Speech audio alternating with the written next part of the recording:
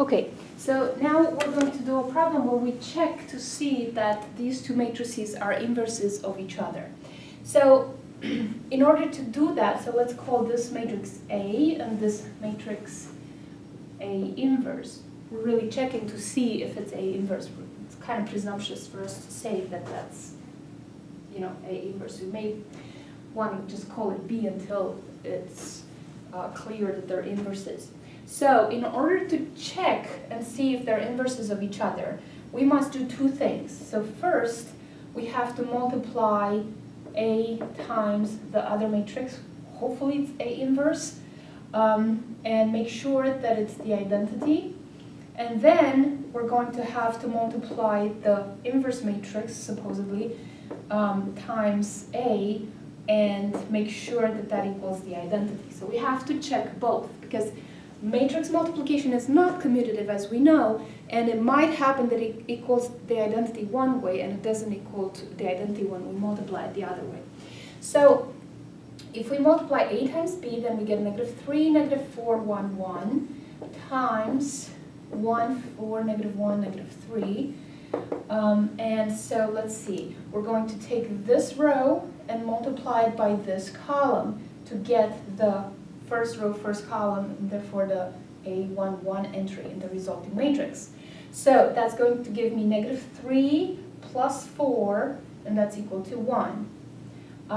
For the A12 entry, we're going to multiply row 1 of the first matrix times column 2 of the second matrix.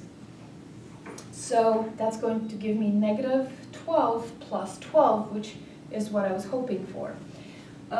Next, for the A21 entry, we have to multiply row 2 times column 1, and that gives me 1 minus 1, which is 0.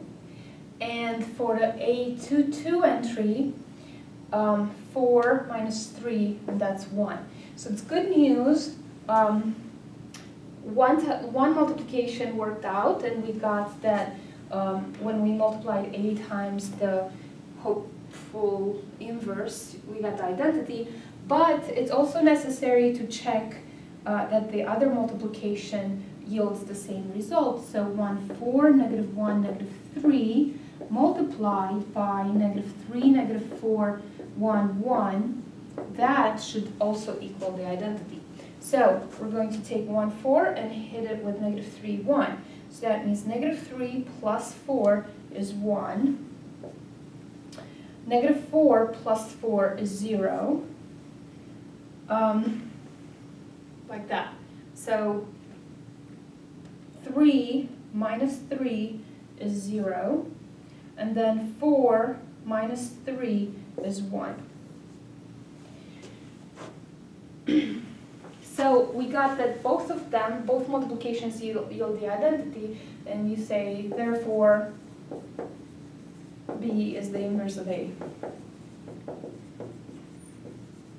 So now I would feel comfortable using the A inverse notation instead of calling it B.